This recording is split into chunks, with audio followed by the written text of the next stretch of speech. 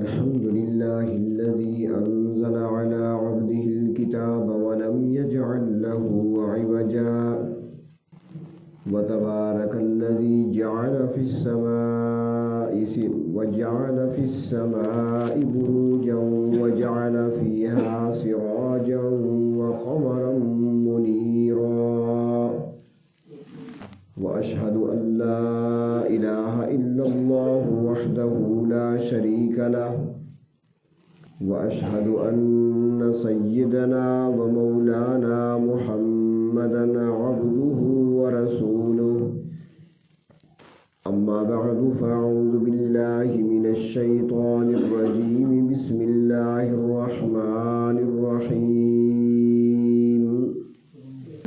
وإذ أخذ الله ميثاق النبيين لما آتيتكم من كتاب وحكمة ثم جاءكم رسول مصدق لما معكم لتؤمنن به ولتنصرنه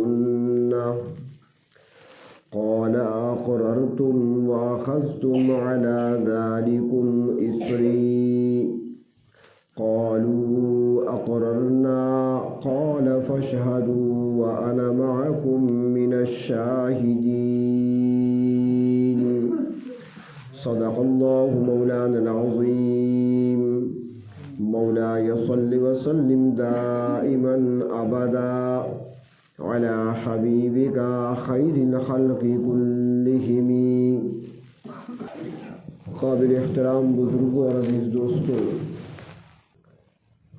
آپ کی اس مسجد میں پہلی مرتبہ آپ سے مخاطب ہونے کا موقع ملا ہے.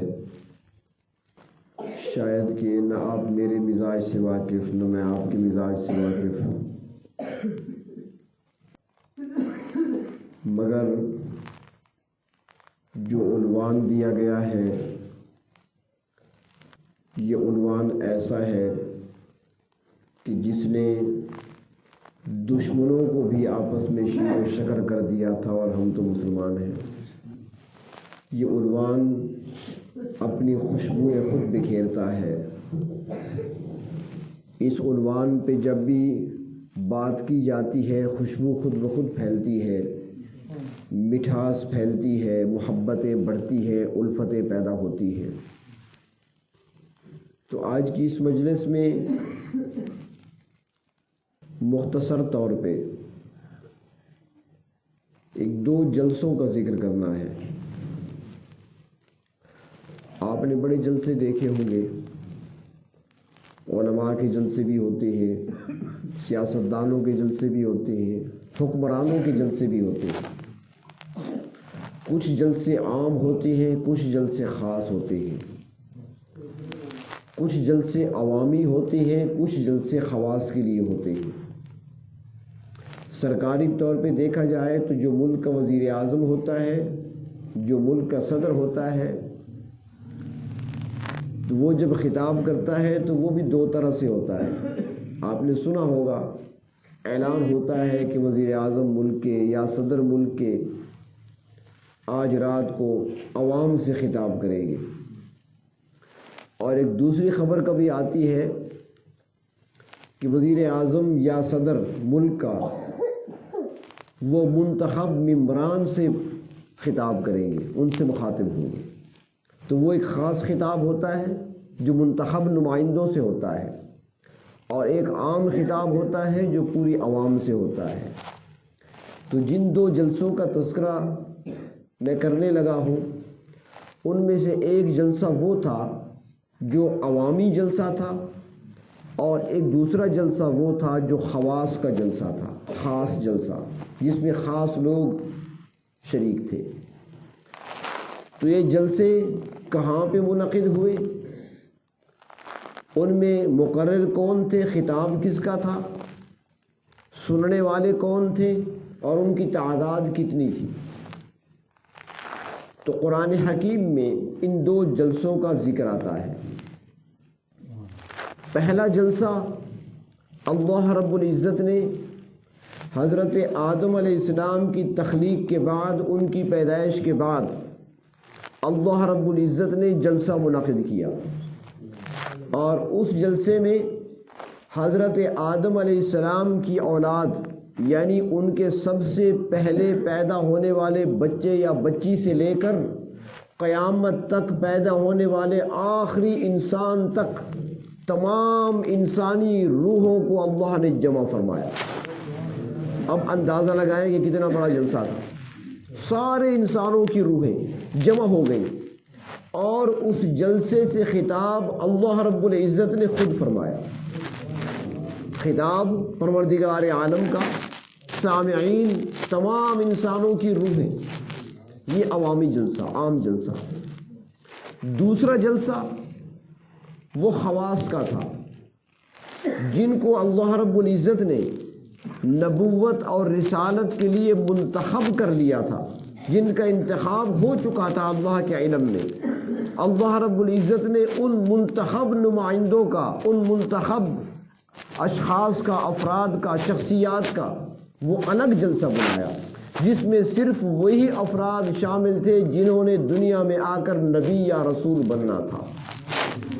یہ خاص جلسہ، وہ عام جلسہ۔ تو پہلے جلسے میں تمام انسانی روحوں کو خطاب کرتے ہوئے اللہ رب العزت نے فرمایا، بتاؤ ذرا مجھے، میں تمہیں دنیا میں بھیجنے والا ہوں، تمہارے اوپر بارش کی طرح میں نعمتیں اور برسا دوں گا، اپنے انعامات کی بارش کر دوں گا، اتنی نعمتیں تمہیں دوں گا کہ اگر تم شمار کرنا چاہو تو انہیں شمار نہیں کر سکو گے، تم اگر گننا چاہو تو گن نہیں سکو گے۔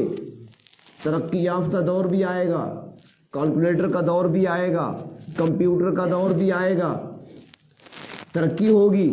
ہو سکتا ہے کہ ریت کے پھیلے ہوئے ذروں کو تم شمار کر لو، ہو سکتا ہے کہ برسنے والی بارش کے قطروں کو تم گن لو، ان کا حساب کر لو، لیکن میری نعمتیں پھر بھی اتنی ہیں کہ ان کا شمار تم نہیں کر سکو گے۔ اتنی نعمتیں تم پر میں برساؤں گا، زمین کو تمہارے لیے پھیلا دوں گا، پانیوں کے اوپر تمہارے جہازوں اور کشتیوں کو دوڑا دوں گا، تمہارے لیے پھلدار درخت پیدا کروں گا، تمہارے لیے باغات اور چمن بناؤں گا، تمہاری نظروں کی تسکین کے لیے اوپر اندھیرا نہیں بلکہ ستارے چمکا دوں گا، تمہاری روشنی کا انتظام کرنے کے لیے سورج کو طلوع اور غروب کر کے تمہیں دکھا دوں گا، تمہارے پھلوں میں رس بھرنے کے لیے، مٹھاس بھرنے کے لیے میں سورج کی چاند کی روشنی عطا کروں گا تمہیں، اپنی خلا اور فضا تمہاری ہوائی جہازوں کے لیے کھلی رکھوں گا،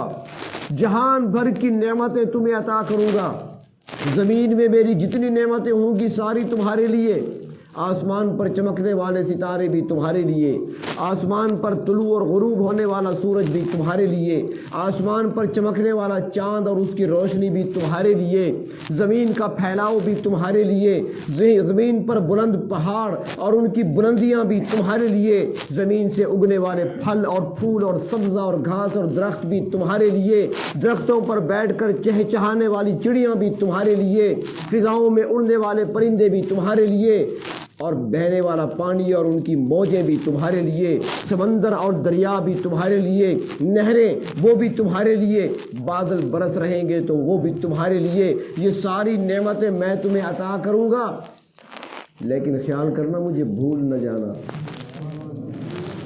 مجھے بھول نہ جانا، اور میں تمہیں نہیں بھولوں گا، چاہے تم زندگی میں ایک بھی سجدہ نہ کرو لیکن میں کبھی تمہیں بھوکا نہیں سلاؤں گا، میں 2 وقت کھانے میں کبھی تجھے نہیں بھلاؤں گا، میری رحمت تمہارے ساتھ رہے گی، مجھے یاد رکھنا ہے وہاں پر، مجھے بھول نہیں جانا، میری نعمتیں کھا کر میرے ساتھ میری بغاوت نہ کر دینا، میں تمہارے لیے جو نعمتیں عطا کروں گا میں تمہیں ایسے خادم بھی دوں گا جو تمہاری خدمت میں صبح و شام لگے رہیں گے، طاقت میں تم سے زیادہ ہوں گے، قوت میں تم سے زیادہ ہوں گے، مگر چونکہ خدمت پہ معمور ہیں لہٰذا وہ تمہاری خدمت کریں گے۔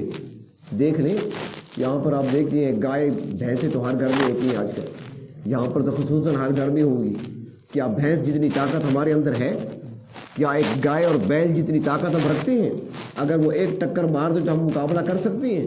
دیوار کے ساتھ ہمیں لگا کر کھڑا کر دیں تو ہم اپنی جان نہیں چھڑا سکیں گے، پسلیاں توڑ کر رکھ دیں ہماری، لیکن اللہ نے ایسا غلام بنایا کہ ایک بھینس نہیں، بھینسوں کی قطار آگے جا رہی ہے، ایک 10 سال کا بچہ لاٹھی لے کر پیچھے چل رہا ہے، ایک بچے کے آگے چلی جا رہی ہے، سر جھکا کے جا رہی ہے، جہاں سے وہ آواز لگاتا ہے وہ رک جاتی ہے، جہاں آواز دیتا ہے وہاں چل پڑتی ہے۔ ایسے خادم بنا کر بھیجی اللہ رب العزت نے ہمارے لیے، اور ان کے لیے کوئی عدالت بھی نہیں بنائی، کوئی عدالت نہیں بنائی کہ جہاں پر ہم سے پوچھا جا سکے اور وہ ہم سے پوچھے کہ تم نے مجھ پر ظلم کیے کیوں کیا، کل مجھے گھاس تو کم ڈالا اور کام مجھ سے زیادہ لے لیا، سواریاں بھی ہم کرتے ہیں، بوجھ بھی اس پر لادتے ہیں، کبھی وہ شکوہ نہیں کرتے کہ میرے اوپر کتنا بوجھ لاد دیا، کبھی کسی بھینس نے کہا ہے کہ آج مجھے پریشان نہ کرو مجھے بخار ہے، آج مجھے سردی لگی ہے، رات آپ نے مجھ پر کمبل نہیں ڈالا تھا، آج میں دودھ نہیں دوں گی، کبھی نہیں کہا، کسی گائے نے نہیں کہا، کسی بھینس نے نہیں کہا۔ جس کام کے لیے پیدا کی گئی انسان کی خدمت کے لیے وہ خدمت میں لگی ہوئی ہے۔ گھوڑا سارا دن دوڑتا ہے ٹانگے کے آگے، کبھی شکوہ نہیں کرتا، کبھی مالک نے اس کو چیک نہیں کیا اسے بخار تو نہیں ہے، اس کے سر میں درد تو نہیں ہے، کبھی چیک کیا کبھی، بلکہ گھوڑے کو تو لیڈ کرنے کے لیے موقع نہیں ملتا، چل بھی رہا ہے، دوڑ بھی رہا ہے، لیڈ بھی کر رہا ہے خدمت میں۔ بلکہ یہ راستے میں آ رہے تھے تو ہم نے کچھ جانور دیکھے روڈ کے کنارے، کافی تعداد میں تھے، میں اپنے ساتھیوں سے مذاق کر رہا تھا، میں نے کہا شاید ہمارے استقبال کے لیے اکٹھے کھڑے ہیں، ابھی ان کی ڈیوٹی شروع ہونے والی ہے، کچھ دیر کے بعد ان کی آوازیں آنے لگیں گی، تو اب دیکھ لیں اللہ نے جو ہماری خدمت پر معمور کیے ہیں، کتنی نعمتیں کھا کر انسان رب کا سجدہ کیے بغیر سو جاتا ہے، کتنی نعمتیں سارا دن استعمال کرتا رہا، آخر میں خوب سیر ہو کر پیٹ بھر کر اپنے رب کے آگے جھکا نہیں، اس کا نام نہیں لیا، بستر پہ گیا اور کمبل میں لیٹ کر سو گیا۔ اور جس کو ہم ایک ٹکڑا روٹی کا دیتے ہیں وہ بھی کبھی بھول جاتی ہیں، وہ ساری رات ہمارے گھر کی چوکیداری کرتا ہے، ساری رات بھونک بھونک کر ہمارے گھروں کی چوکیداری کرتا ہے، اور پھر صبح کو انعام بھی نہیں مانگتا کہ ساری رات میں چوکیداری کرتا رہا، تمہارے گھر کی، تمہارے مال کی، تمہارے جانوروں کی حفاظت کرتا رہا، لہٰذا اب سردی کا موسم ہے مجھے کمبل بستر دو تاکہ آرام کر لوں، نہیں، جہاں جگہ مل گئی کونے میں وہاں پہ آرام کر لیا۔ ساری مخلوق خدمت میں لگی ہوئی ہے، والخیل والبغال والحمیر لترکبوها وزینہ ویخلق ما لا تعلمون۔ اللہ فرماتے ہیں تمہارے لیے بنائے میں نے، خچر ہیں، گھوڑے ہیں، گدھے ہیں، سواری بھی کرتے ہو، خود بھی سوار ہوتے ہو، نعمتیں میں نے تمہیں عطا کی ہیں، اور یہ ساری نعمتیں عطا کر کے میں تمہیں دنیا میں بھیج رہا ہوں، لیکن پہلے یہ بتاؤ الست بربکم، میں تمہارا رب ہوں کہ نہیں؟ پہلے جلسے میں پہلے عہد لیا جا رہا ہے، بتاؤ مجھے۔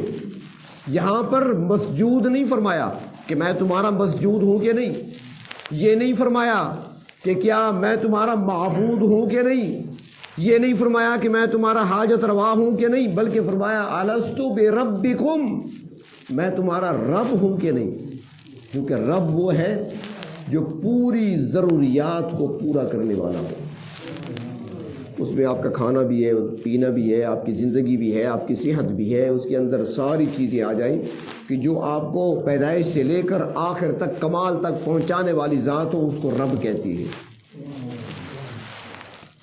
ایک بات یاد آ گئی بیچ میں، رب 2 حروف ہیں، را اور با، رے اور بے جسے کہتے ہیں آپ، اس کا ایک اور ہم وزن لفظ بھی ہے جسے اب کہتے ہیں، الف با، وہ بھی 2 حرف ہیں، یہ بھی 2 حرف ہیں، الف با، را اور با، رب اور اب۔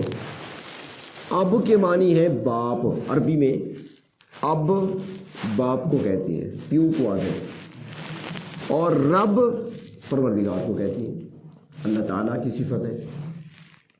اب دیکھا جائے تو ان دونوں میں شرکت برداشت نہیں ہوتی، دونوں میں شرکت برداشت نہیں ہے۔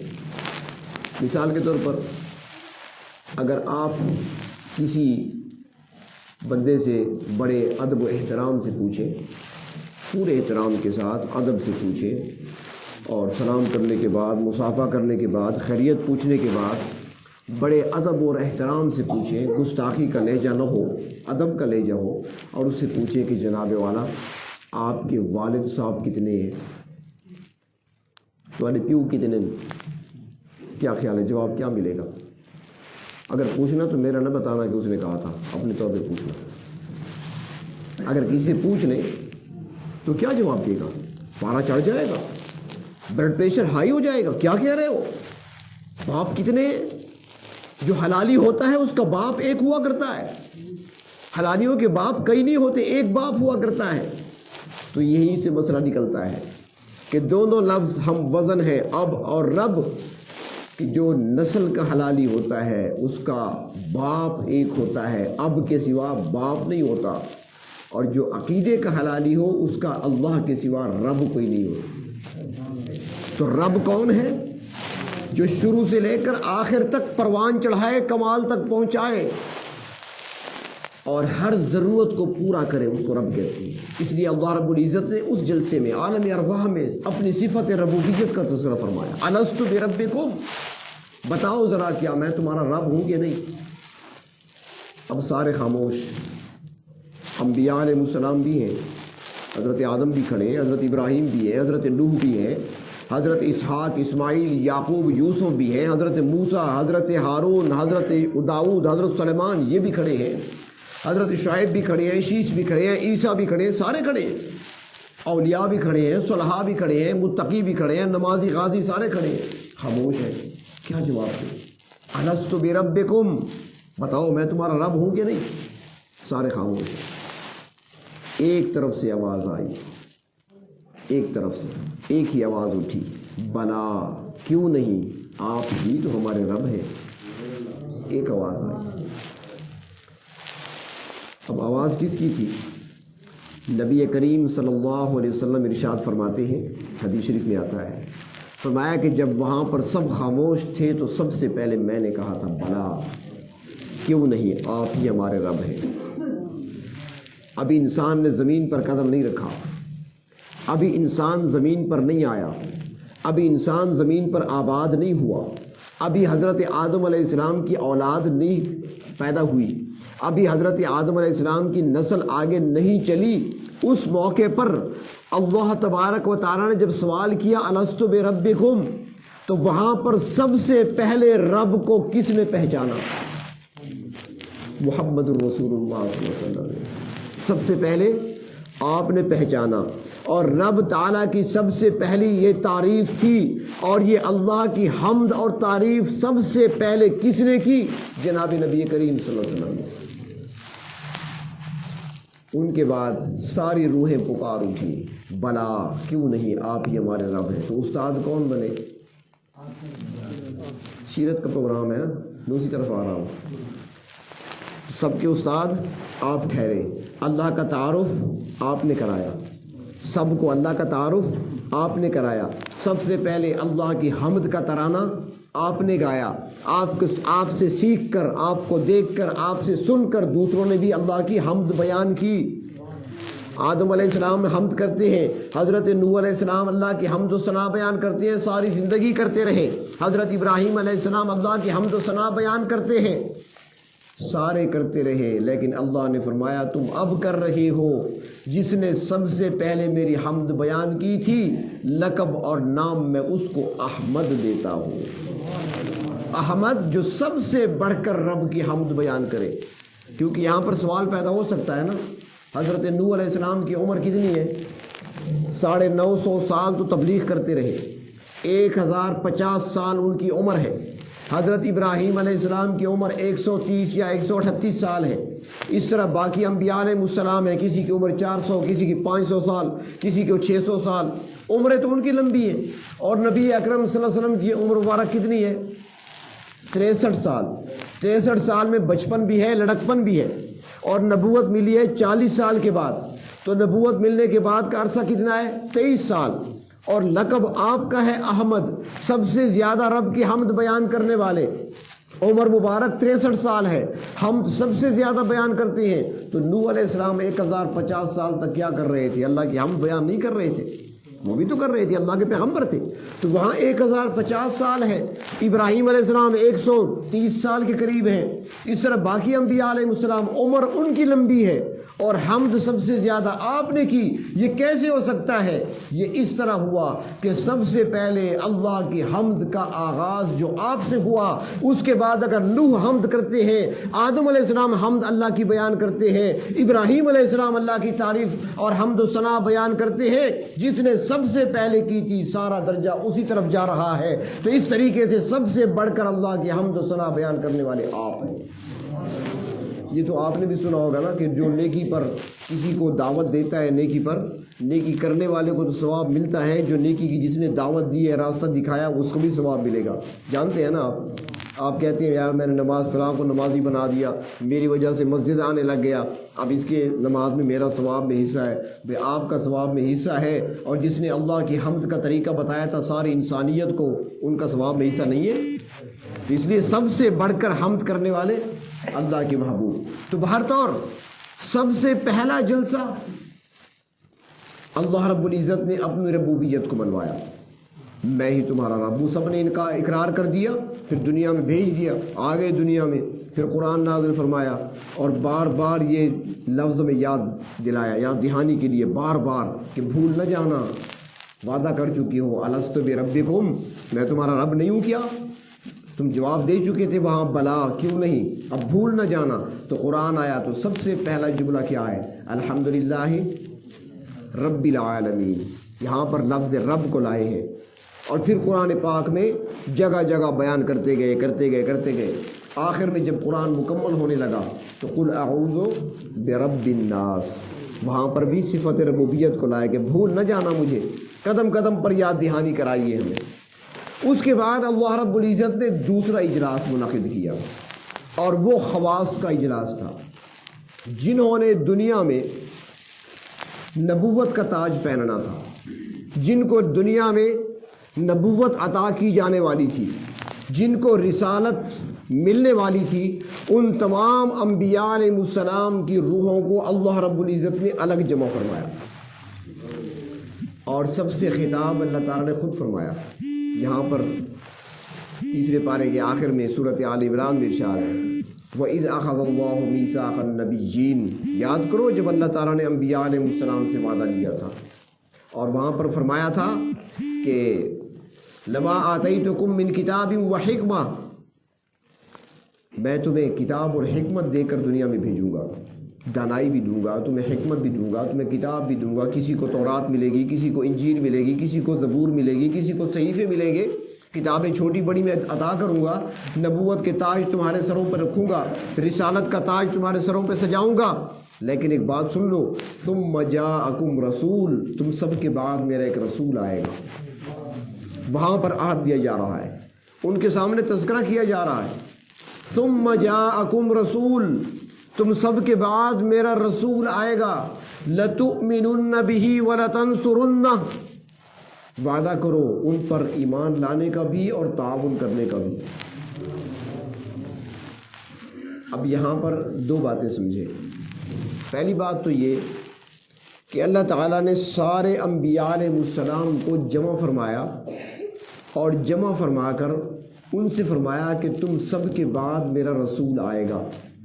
تو یہ بات بتا رہی ہے کہ اس کے بعد کوئی نہیں آئے گا، ان کے بعد کوئی نہیں آئے گا، بس وہ آخر میں آئے گا، اس کے بعد کوئی نہیں آئے گا، وہ آخری نبی بن کر آئے گا، آخری رسول بن کر آئے گا۔ دوسری بات یہ ہے کہ انبیاء علیہ السلام کو کہا جا رہا ہے کہ آئے گا تمہارے بعد، لیکن کہا جا رہا ہے کہ ان پر ایمان لانے کا اور تعاون کرنے کا وعدہ کرو۔ اب تعاون کیسے کریں گے، ایمان کیسے لائیں گے جب وہ پہلے سے چلے گئے دنیا سے؟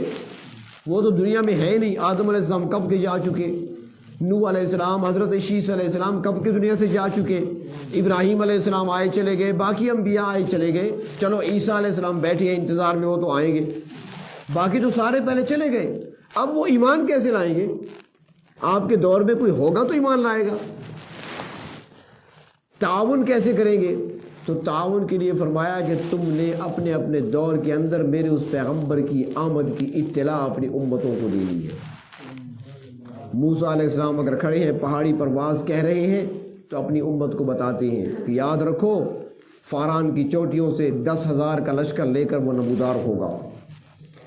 تورات کے اندر یہ موجود ہے آج بھی کہ 10,000 قدسی. ہاں ایک نقطہ ملتا ہے بڑا قیمتی کہ تورات کہتی ہے، اب تو اس کے اندر چونکہ تحریف ہو چکی ہے، وہ اصل کتاب باقی نہیں رہی جو نازل ہوئی تھی، جو اللہ نے نازل کیا تھا. ہمارا اس تورات پر ایمان ہے کہ وہ اللہ کی برحق کتاب ہے، لیکن اب اس کے اندر بہت ساری کمی بیشیاں ہو گئی، کچھ چیزیں نکال دی گئی، کچھ چیزیں داخل کر دی گئی. لیکن اس کے باوجود بھی موجودہ تورات کے اندر بھی تحریف کے باوجود یہ جملے آج تک لکھے ہوئے ہیں کہ وہ آئے گا 10,000 قدسیوں کو لے کر فاران کی چوٹیوں سے نمودار ہوگا. فاران کی چوٹیاں کون سی ہیں؟ مکے کی وہ پہاڑیاں ہیں. اور 10,000 قدسی یہ کب آئے تھے؟ تاریخ، پوری تاریخ کا مطالعہ کرو تو تاریخ انسانی میں 10,000 قدسیوں کی جماعت آپ کو فتح مکہ کے موقع پر نظر آئے گی. اللہ کے محبوب صلی اللہ علیہ وسلم مدینے سے 10,000 صحابہ کے ساتھ مکہ فتح کرنے کے لیے چلے تھے اور فاران کی چوٹیوں سے گھوم کر مکے میں نمودار ہوئے تھے. تورات کے اندر آج بھی لکھا ہوا ہے. اور یہاں پر ایک اور جملہ بھی سمجھ لو کہ کوئی جو کہتا ہے کہتا رہے، لیکن تورات آج بھی کہہ رہی ہے، اعلان کر رہی ہے تورات کہ اللہ کے نبی کے ساتھ جو 10,000 ہوں گے وہ قدسی ہوں گے، پاکیزہ ہوں گے. سارے صحابہ کی تعریف تورات آج بھی کر رہی ہے. قرآن تو کرتا ہے نا، وہ تو الگ بات ہے. تورات کے اندر بھی صفت موجود ہے کہ وہ قدسیوں کا لشکر ہوگا، پاکیزہ لوگوں کا لشکر ہوگا. اور تورات و انجیل میں اور بھی بہت ساری باتیں ہیں، موقع نہیں، عنوان نہیں میرا وہ. تو بہر طور حضرت عیسیٰ علیہ السلام آتے ہیں تو خوشخبری سناتے ہیں، مبشرم برسول یاتی من بعد اسمہ احمد. خود سناتے ہیں خوشخبری، میرے بعد جو آنے والے ہیں ان کا نام احمد ہوگا. وَلَتَنْصُرُنَّ، مدد کرنے والے، تعاون کرنے والے، تعاون کر رہے ہیں. حضرت نوح علیہ السلام آتے ہیں تو وہ بھی اعلان کرتے ہیں، حضرت موسیٰ آتے ہیں تو وہ بھی اعلان کرتے ہیں، حضرت ابراہیم علیہ السلام آتے ہیں تو دعا کے لیے ہاتھ اٹھائے کھڑے ہیں، اللہ وہ آنے والے تو ہیں، میری اولاد میں بھیج دیں. ربنا وبعث فیہم رسولا، وہ اپنے رسول یہاں بھیج دیجئے، میری اولاد میں آ جائے. ہر پیغمبر نے تعاون کیا آپ کی آمد کی خبر دے کر. لیکن ایمان کیسے لائیں گے؟ اللہ نے فرمایا فکر تم نہ کرو، اسباب میں نے بنانے، تم وعدہ کرو. وعدہ کرنا تمہارا کام ہے، آگے کام میرا ہے. پھر اللہ چلو وعدہ کرتے ہیں، ایمان بھی لائیں گے، تعاون بھی کریں گے. تعاون تو اس طریقے سے ہو گیا، ایمان کیسے؟ اللہ نے فرمایا جب موقع آئے گا، جب آیا موقع، اپنے محبوب کو بلایا عرشوں پہ، معراج کرائی، اور شب معراج سارے انبیاء علیہ السلام کو مسجد اقصیٰ میں جمع کر دیا کہ وعدہ تم سے لیا تھا کہ ایمان لاؤ گے، اب ان کے پیچھے نماز پڑھ کے ایمان لانے کا اعلان کر دو. سارے انبیاء علیہ السلام نے آپ کے پیچھے وہاں پر نماز پڑھی، آپ امام بنے، سارے مقتدی بنے، آپ کے پیچھے کھڑے ہوئے. مشہور واقعہ آپ نے سنا ہوا 12. تو اللہ رب العزت نے نبی کریم صلی اللہ علیہ وسلم کی آمد کا وعدہ اور عہد اور اقرار لیا انبیاء علیہ السلام سے اس وقت جب انسان ابھی زمین پر نہیں آیا تھا، اور فرمایا کہ ثم جاءکم رسول، تم سب کے بعد میرا رسول آئے گا. اب وہ رسول کون سا ہوگا؟ وہ آخر میں آئے گا. وہ کون سا ہوگا؟ نوح علیہ السلام آئے تو کیا اللہ یہ وہ آخری رسول ہے؟ فرمایا نہیں، یہ تو نجی اللہ ہے. موسیٰ علیہ السلام آئے تو دیکھنے والوں نے کہا کہ شاید یہ آخری رسول ہوں. فرمایا نہیں، میں نے تو کہا تھا ثم جاءکم رسول، یہ تو کلیم اللہ ہے. ابراہیم آئے تو اللہ جلیل القدر پیغمبر ہے، یہ شاید آخری ہو. فرمایا نہیں، میں نے کہا تھا ثم جاءکم رسول، یہ تو خلیل اللہ ہے. اسماعیل آئے تو شاید سوچا یہ ہو اب، فرمایا یہ تو ذبیح اللہ ہے. عیسیٰ آئے تو پھر سوچنے لگے شاید یہ آخری ہو، فرمایا تو روح اللہ ہے. جب آئے اللہ کے محبوب تو فرمایا کہ محمد الرسول اللہ، جس رسول کا عہد لیا تھا یہ وہ رسول ہے. کلمے کے اندر باقی جتنے انبیاء علیہ السلام کے کلمے ہیں کسی میں رسول اللہ نہیں ہے. ان کو صفات سے یاد کیا گیا، ان کی صفات کو اس میں ذکر کیا گیا، لیکن چونکہ وہاں پر عہد لیا تھا ثم جاءکم رسول، آخر میں رسول آئے گا. تو جب آخر میں آئے تو کلمے کے اندر رسول اللہ کو رکھ دیا تاکہ پتہ چل جائے کہ جس رسول کا عہد لیا تھا، جس نے آخر میں آنا تھا، وہی یہی رسول ہے، اب ان کے بعد کوئی نہیں آ سکتا۔ تو وہ پیغمبر صلی اللہ علیہ وسلم جس کی تذکرے کے لیے ہم جمع ہوئے ہیں، مجھے بھی کچھ کہنے کے لیے دعوت دی گئی، آپ کو کچھ سننے کے لیے، لیکن اصل بات یہ ہے کہ نبی اکرم صلی اللہ علیہ وسلم کو ہم سے بڑی محبت تھی، ہم سے بڑی محبت تھی۔ یہ لفظ کہتے ہیں نا بھئی امت سے بڑا پیار کرتے تھے، تو آپ یوں کیوں نہیں کہتے کہ ہم سے بڑا پیار کرتے تھے؟ امت کون ہے؟ ہم ہیں نا جی۔ آپ کو ہم سے بڑا پیار تھا، ہم سے بڑی محبت تھی۔ کتنی محبت؟ اس کا اندازہ اس بات سے لگائیں کہ ہم رات کو سوتے ہیں نا، تو فرمایا جب سونے کے لیے بستر پہ آؤ نا تو اپنے بستر کو ذرا، چادر کو، کمبل کو، رضائی کو ذرا جھاڑ لیا کرو، صاف کر لیا کرو 3 بار۔ میرے امتیوں ایسا نہ ہو کوئی چیز پڑی ہو وہ کاٹے گی تمہیں، تکلیف مجھے ہوگی۔ بستر کو جھاڑ لیا کرو۔ اتنی محبت کوئی ماں بھی شاید ایسی شفقت نہ کر سکے۔ صبح اٹھو، جب بستر سے اترنے لگو، جوتے پہننے لگو تو پہلے دیکھ لیا کرو، جوتی کو پہلے ہاتھ سے اٹھا کر ذرا جھاڑ لیا کرو۔ ایسا نہ ہو کہ اندر کوئی سانپ، کوئی بچھو چھپا بیٹھا ہو، تم پاؤں ڈالو اندر اور پھر وہ تمہیں کاٹ دے، وہ کاٹے گا تمہیں، تکلیف مجھے ہوگی۔ اتنے محبت کرنے والے پیغمبر، اتنا پیار کرنے والے پیغمبر، دنیا سوتی ہے ساری، آپ راتوں کو اٹھ اٹھ کر ہمارے لیے رو رو کر رب سے دعائیں کرتے ہیں۔ حضرت عائشہ صدیقہ رضی اللہ تعالیٰ عنہ رات کو ڈھونڈتی ہے، آپ کو نہیں پایا بستر پر، آپ کو نہیں پایا گھر میں، ڈھونڈتی ہے تو دیکھا کہ قبرستان میں ساری دنیا سو رہی ہے، آپ قبرستان میں بقیع میں تنہا بیٹھے روتے ہوئے اپنی امت کے لیے مانگ رہے ہیں۔ اور صرف یہاں پہ نہیں بلکہ قیامت کا دن، حشر کا دن، وہ شدت والا دن، وہ ہولناک دن جس دن ہر کوئی پریشان ہوگا، انبیاء علیہ السلام بھی پریشان ہوں گے، اولیاء صدیقین بھی پریشان ہوں گے، شہداء بھی پریشان ہوں گے، نفسا نفسی کا عالم ہوگا۔ قرآن حکیم اس کا نقشہ کھینچتا ہے، یوم یفر المرء من اخیہ وامہ وابیہ وصاحبتہ وبنیہ۔ اس دن نہ باپ بیٹے کے کام آئے گا، نہ بیٹا باپ کے کام آئے گا، نہ ماں بیٹی کے کام آئے گی، نہ بیٹی ماں کے کام آئے گی، نہ دوست دوست کے کام آئے گا، کوئی کسی کے کام نہیں آئے گا۔ یہاں تک کہ انبیاء علیہ السلام کے پاس لوگ جائیں گے، آدم علیہ السلام کے پاس آئیں گے، حضرت نوح علیہ السلام کے پاس آئیں گے، ابراہیم خلیل اللہ کے پاس آئیں گے، حضرت موسیٰ علیہ السلام کے پاس آئیں گے، حضرت عیسیٰ علیہ السلام کے پاس آئیں گے، سارے معذرت کر دیں گے، کوئی آگے نہیں بڑھ سکے گا، کیونکہ جلال بھی اتنا ہوگا، ایسا جلال ہوگا۔ علماء نے لکھا ہے، کتابوں میں آتا ہے، حضرت عیسیٰ علیہ السلام سے پروردگار عالم سوال کریں گے، یا عیسیٰ، اے عیسیٰ بتاؤ، انت قلت للناس، کیا تم نے لوگوں سے کہا تھا اتخذونی و امی الہین من دون اللہ، کہ میری اور میری ماں کو معبود بنا لو؟ کیا تم نے کہا تھا لوگوں سے؟ لوگ تمہاری پوجا کرتے رہے، لوگ تمہاری ماں کی پوجا کرتے رہے، تم نے کہا تھا؟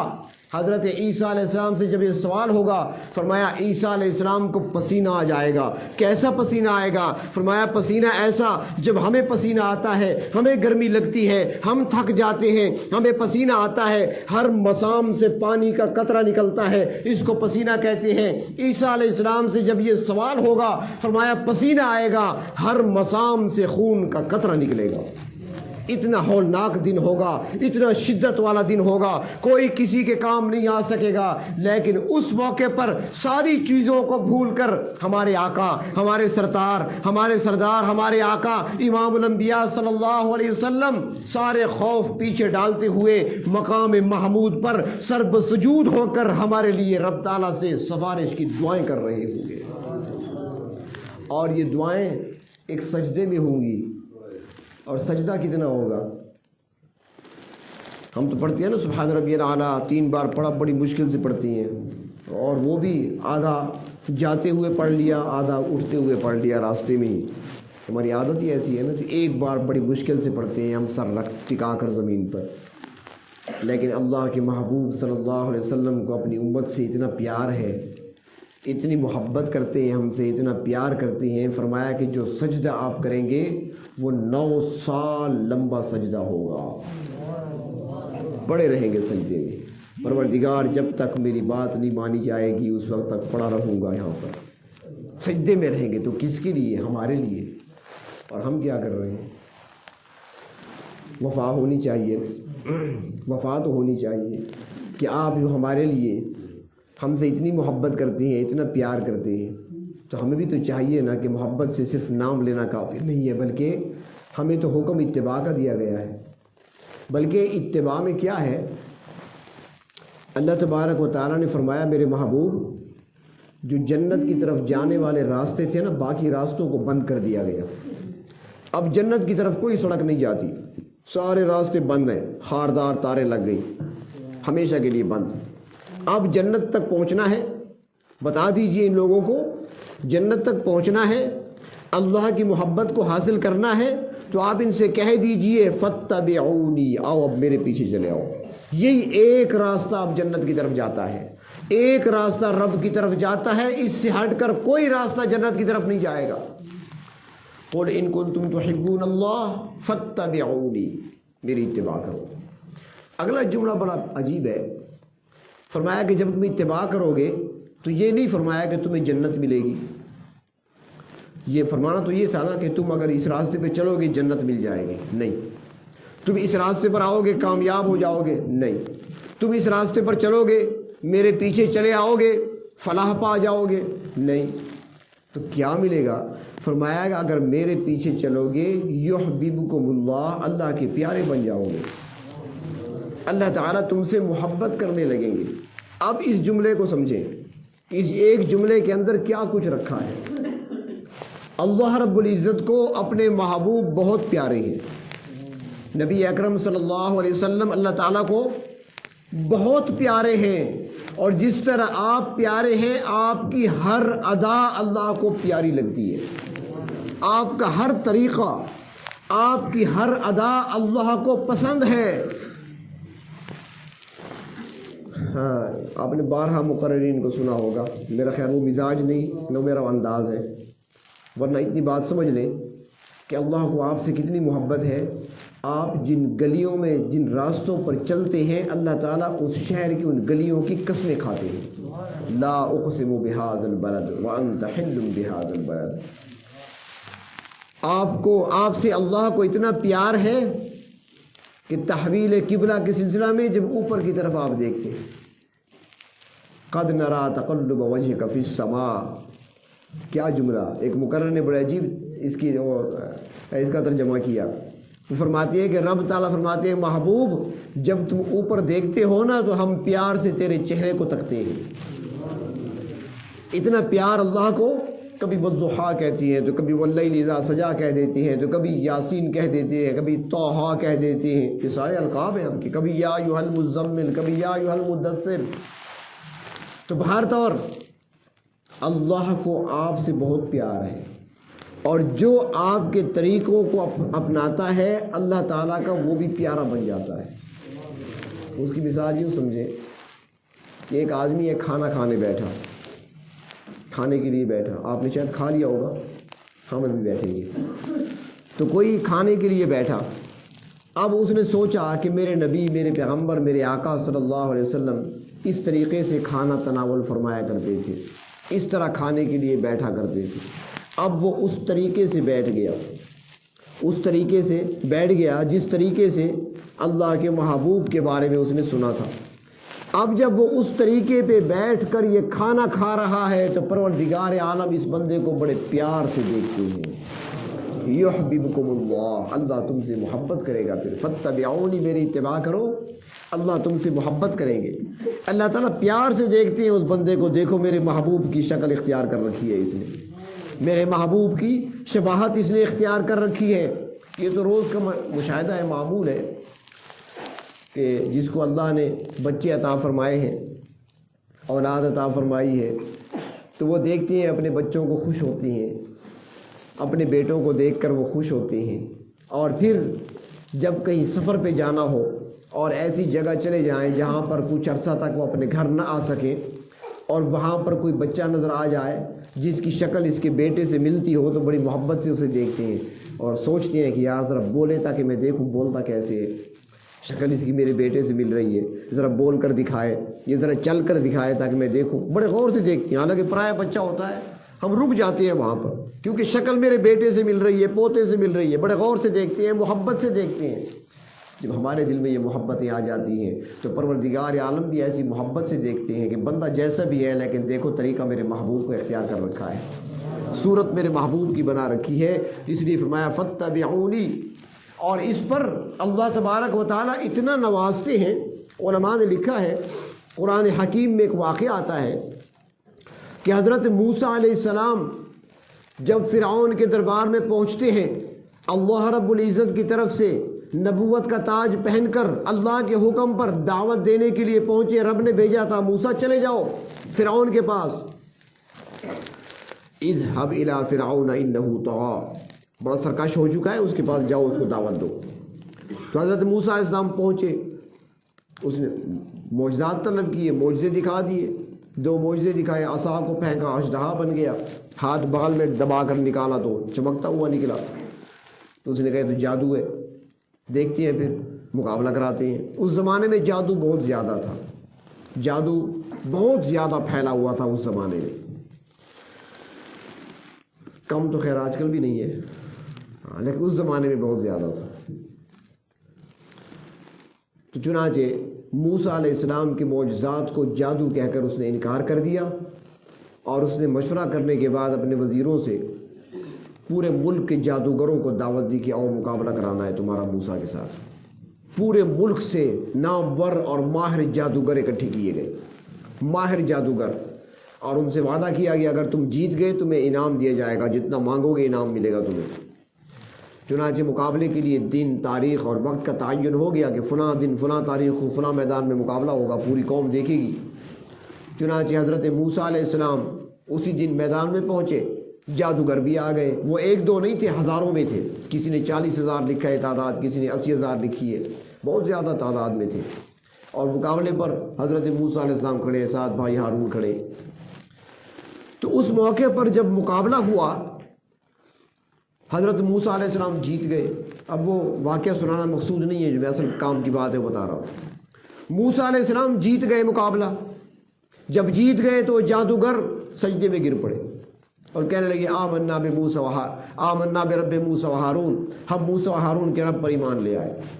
جو موسیٰ ہارون کا رب ہے ہمارا وہی رب ہے، فرعون ہمارا رب نہیں، کیونکہ فرعون نے خدائی کا دعویٰ کیا ہوا تھا، انا ربکم الاعلی۔